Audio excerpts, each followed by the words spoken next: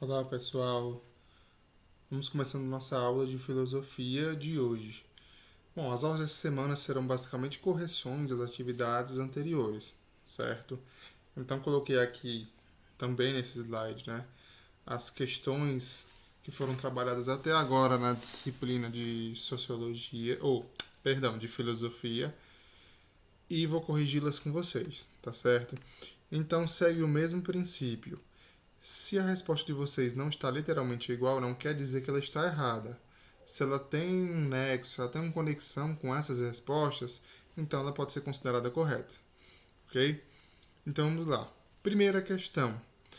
Em contraste com os valores dominantes na Idade Média, destaque alguns valores, atitudes e ou características da mentalidade da Idade Moderna. Então, lembrando que nós estamos falando de uma época, de uma fase da filosofia, da história da filosofia, chamada de nova ciência ou racionalismo, quando a ciência vai se estabelecendo, vai se fortificando, ela vai ganhando forma, durante a Idade Moderna. Então a questão pede para que vocês coloquem alguns valores dominantes na Idade Média, ou melhor, em contraste com os valores dominantes na Idade Média, para destacar alguns valores, atitudes ou características da mentalidade da Idade Moderna. Então a resposta poderia ser essa: atitude antropocêntrica, valorização da razão, humanismo e mudança de mentalidade, que consequência disso tudo. Então, durante a Idade Média, as pessoas eram teocêntricas, a maneira de pensar era teocêntrica, ou seja, Deus era o centro do universo, Deus era a explicação de tudo que acontecia, fenômenos naturais, da posição do ser humano, da organização social. E aí, na Idade Moderna, surge uma atitude antropocêntrica, ou seja, tentar compreender o mundo, as relações sociais, a natureza, a partir do ser humano. Há também, na Idade Moderna, a valorização da razão, ok? Há também a criação ou fortalecimento do humanismo, certo? Pensar o ser humano nas artes, nas ciências, ok? Porque, por exemplo, as artes antes, elas sempre destacavam Deus, Jesus, assim, figuras religiosas. A partir do humanismo, elas passam a valorizar o ser humano, a razão, expressões humanas, enfim, certo? Então é uma pergunta simples, né? Na primeira aula eu trabalhei bem esse conteúdo com vocês. Cadê? Vamos passar aqui. A segunda questão, Cite e explique ao menos 3 mudanças ocorridas na passagem da Idade Média para a Idade Moderna.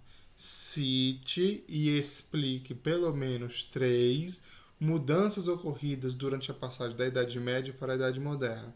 Resposta muito próxima da anterior, certo? O racionalismo, ou seja, a partir do racionalismo a razão passa a ser valorizada como uma maneira de entender os fenômenos naturais e humanos, certo? Essa é uma grande mudança na passagem da Idade Média para a Idade Moderna. A Reforma Protestante, que eu citei aqui, não citei anteriormente, mas citei nesse aqui, certo? Foi um movimento religioso que quebrou a hegemonia, ou seja, quebrou um pouco o poder que a Igreja Católica tinha, sobretudo na Europa. A Reforma Protestante rompeu com a visão religiosa que contrastava com a ciência. Os protestantes tinham, em certos aspectos, uma mente um pouco mais aberta com relação à ciência, em alguns aspectos, tá certo? E também o Renascimento, que foi uma releitura dos clássicos da filosofia grega, distanciando esses clássicos da religião. Por quê? Porque durante a Idade Média, na filosofia cristã, certo, os filósofos de então liam Platão, Aristóteles e associavam, davam um jeito de associar as ideias desses pensadores clássicos com a religião, com a visão religiosa, com suas crenças. Já a partir do Renascimento, há uma releitura desses clássicos, afastando um pouco da visão religiosa, mas pensando no próprio homem, no próprio ser humano. Ok? Terceira questão.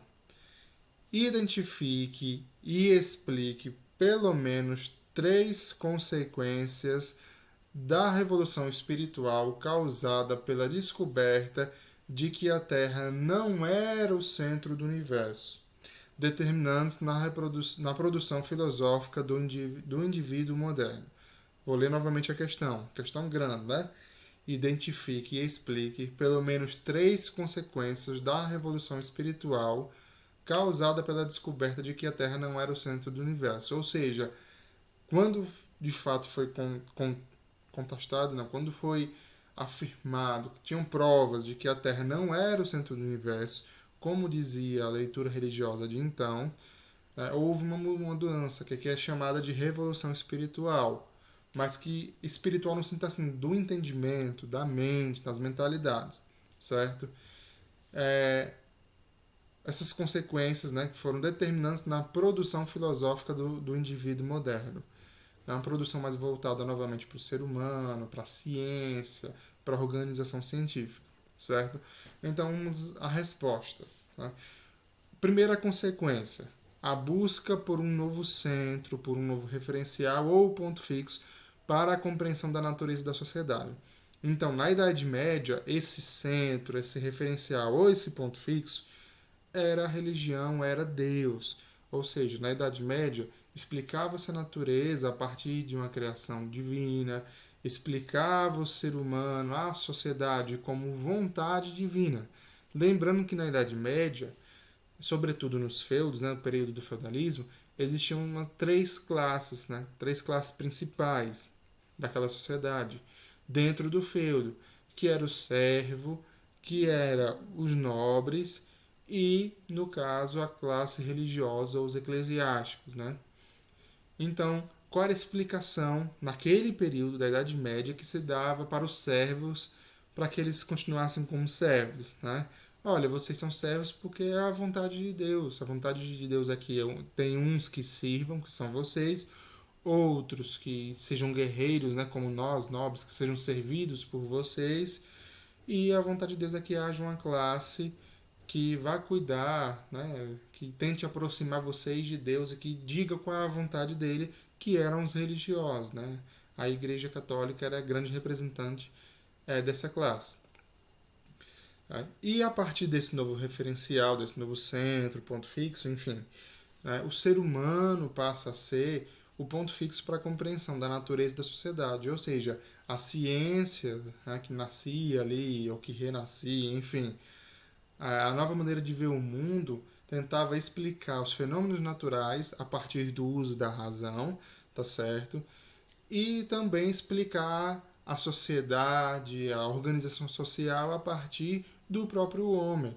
Por que a sociedade é dessa maneira? Porque Deus quis? Não, mas porque tem uma classe que é privilegiada, que ela faz isso e aquilo para se manter no poder, e papapá, e aí vai, tá certo? A segunda grande consequência foi a apresentação do mundo pela razão, não mais pelos sentidos, e a matemática como instrumento da razão. Como assim, Vinícius? Eu não entendi, né?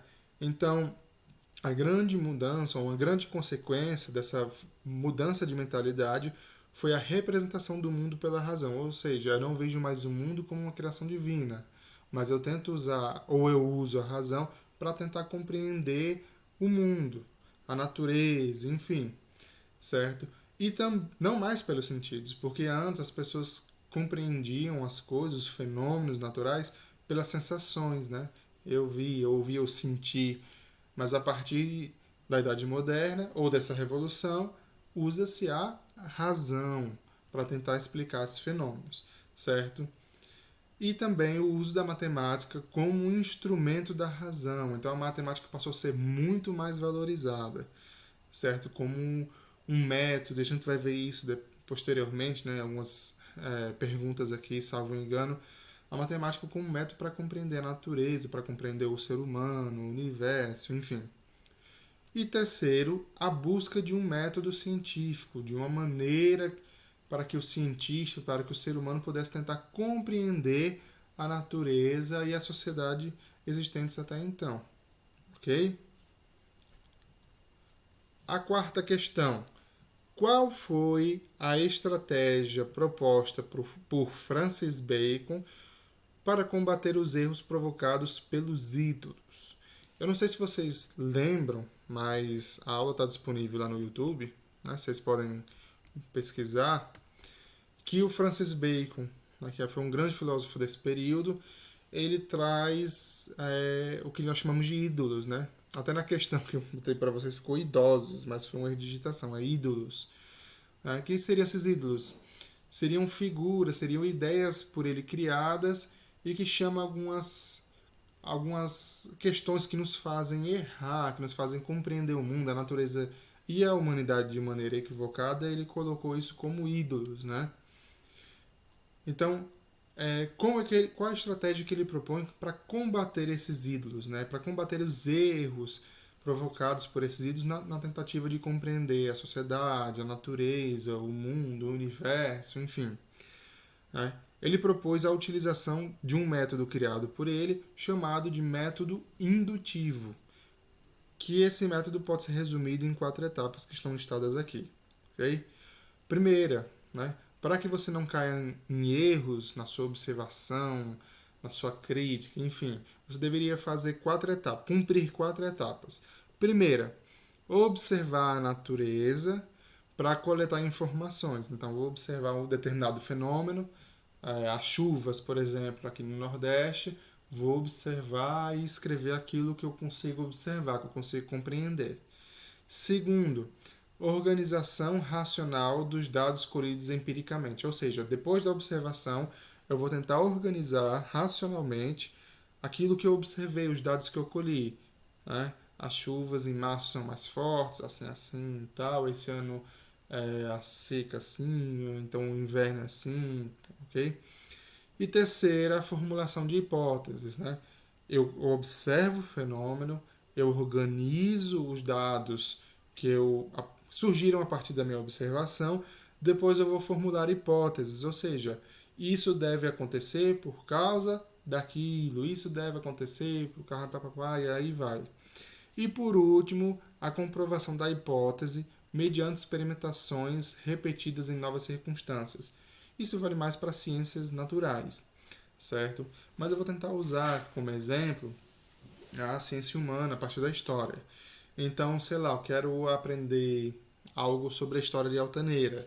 Então, eu vou tentar compreender. Deixa eu ver aqui.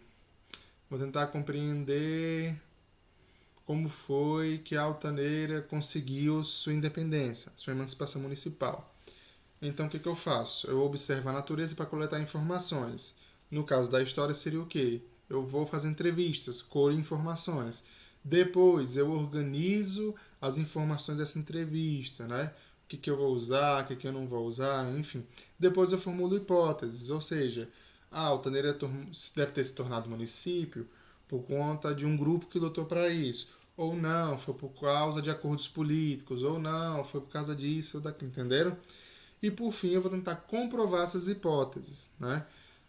No método do Bacon, essas hipóteses são comprovadas ou não de acordo com experimentações repetidas. Né? Eu vou tentar repetir o fenômeno em outras circunstâncias. No caso das ciências humanas ou da história, não tem como fazer isso. Então, a comprovação dessas hipóteses dependeria muito da minha interpretação ou das entrevistas que eu colhesse. Ok? E a quinta, que é a última questão que eu passei até agora para vocês. Né? Quinta questão. Francis Bacon entendia que saber é poder. Reflita sobre essa afirmação. Você acha que o conhecimento é fonte de poder? Pense nos vários tipos de conhecimento, conhecimento político, tecnológico, etc. E nos vários meios de poder que nós discutimos em sociologia, não é isso? E a resposta? Bom, está aqui, como vocês podem observar, né, aqui, a resposta ela é pessoal, ou seja, você é quem vai dizer a sua opinião sobre essa frase. Né? Ele entendia, o Bacon, que saber era sim poder. Mas e você? Você acha que conhecimento é uma fonte de poder? E aí estaria muito sobre o que você pensa acerca do conhecimento e do poder. Eu, particularmente, acho que sim. certo? Quanto mais conhecimento tenho, mais poder eu possuo. Ah, mas aí eu tenho conhecimento e não consigo mandar ninguém, eu não consigo chegar a cargos grandes, eu não consigo me eleger, blá, blá, blá. Ok, mas de alguma maneira o conhecimento que eu tenho ele pode ser usado como um meio de poder. Se eu conheço os meus direitos, eu tenho um poder para me defender, por exemplo. Né? Se eu tenho um conhecimento de uma determinada área, eu posso usar esse conhecimento, vender esse conhecimento e ganhar dinheiro com isso, e aí vai. Ok? Então, na minha concepção, sim, conhecimento é poder. Ok? Bom, pessoal, espero que tenha ficado compreendido para vocês as respostas, né, das questões que nós trabalhamos até agora. É um tema realmente um pouquinho complexo, esse que a gente está vendo em filosofia, mas é necessário, tá certo? Até pelo menos o final do primeiro período. Então, na próxima aula a gente vai aprofundar um pouquinho mais o conteúdo, vamos falar provavelmente de René Descartes, ok? E aí qualquer dúvida vocês podem mandar no PV, beleza? Se cuidem, um abraço e até a próxima aula. Valeu!